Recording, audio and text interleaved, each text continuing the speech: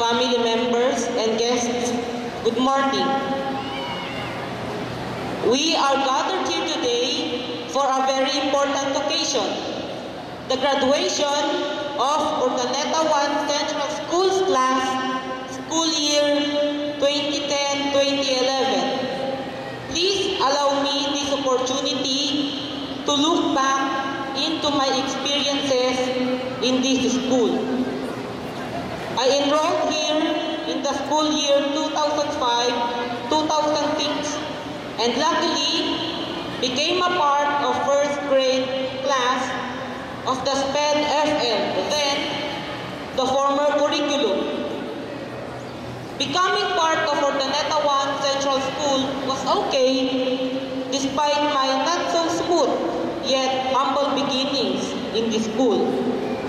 I thank the Lord God for the spiritual guidance He has given us. May He guide us even further and give us blessings.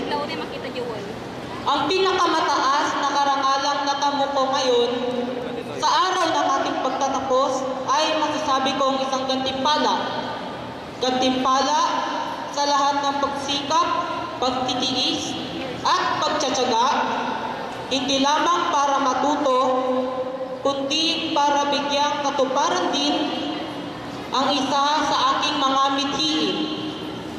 Ang mabigyang karangalan ang minamahal kong paaralan. Sa paghahangad na magtagumpay, kailangan kong supilin ng aking sarili.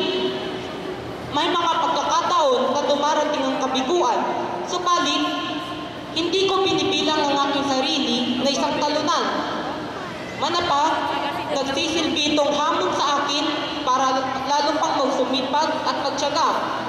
Sabi nga sa isang kanta, don't give up, just go on, have faith in your heart. Sa aking mga kamag-aral at minamahal ng mga guro, sa araw-araw nating pagsama sa loob man o labas ng silid-aralan, ay nakita ninyo kung masaya at masigla. Subalit, hindi ninyo alam ang pinagdaanan kong hirap, lalo na nang mapalayo ako sa aking mga magulang at mga kapatid. Mag-isa kong tinahak ang tamang landas.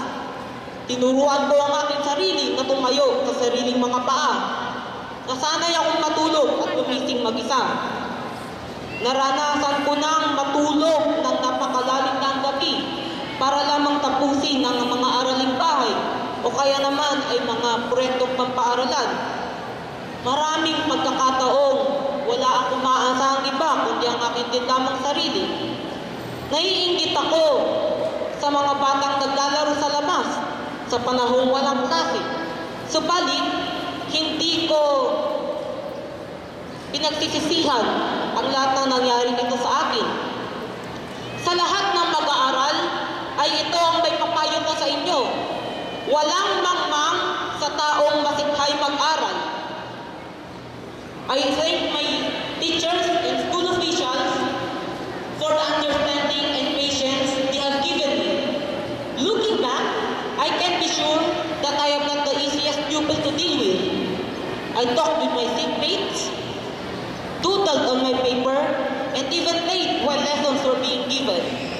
It was more taxing to you, my dear teachers, when I would argue and insist that my answers were correct, or my habit of using a different and confusing way of explaining myself to my answers. I meant no disrespect to all of you, and luckily, you have the proverbial patience of Job. Nagpapasalamat ako, unang-una, sa Panginoon na nagbigay sa akin ng lakas at nag-ingat sa akin araw-araw. Sa ating puting punong guro, Dr. Mario E. Campilla, Sir, salamat po sa pagtitiwala at pagbibigay ng suportang moral. Kaya ko po nalampasan ang mga hamon ng buhay sa pamamalagi ko po sa paaralang ito. Sa aking mga naging guro, maraming salamat po, lalo na po sa aking mga naging gurong tagapayo mula nang ako'y nasa unang baitang pa lamang. Sina Binibining Violeta Cayetano, Binibining Gertrudis Eschor ako, Ginang Leticia Bravo, Ginoong Rodolfo Palaylay, Ginang Brida Romano, pati na sa aking coach sa science na si Ginang Anita Labarinto, lalong-lalo na sa aking kasalukuyang gurong tagapayo, Ginang Euphemia Manipon. Maraming salamat po sa inyong lahat, sa inyong pagpupunyagi upang ako'y malikhang marangal at sumasagana sa karunungan. Hinubog ninyo hindi lamang ang aking pagkatao, kundi maging ang aking kaisipan. Hindi ko din makakalimutan pasalamatan ang aking Tita Cathy at Tita Lisa. Gayon din sa aking Tito Dave at Tita Jingle. Sila ang tumayong magulang ko sa panahong malayo ko sa aking mga mahal sa buhay. Maraming salamat po sa inyong tulong at pagmamalasakit. Okay lang yun. Hindi ko po kayo makakalimutan habang ako'y nabubuhay. Salamat din sa aking Lola Gloria. Kinupkop nila ako at itinuring na kapamilya. Lola, salamat po ng marami. Gumigising kayo ng maaga kahit may sakit kayo para lamang may handa ang aking mga pangangailangan. Mahal na mahal ko po kayo. Higit sa lahat, sa aking mga magulang na kahit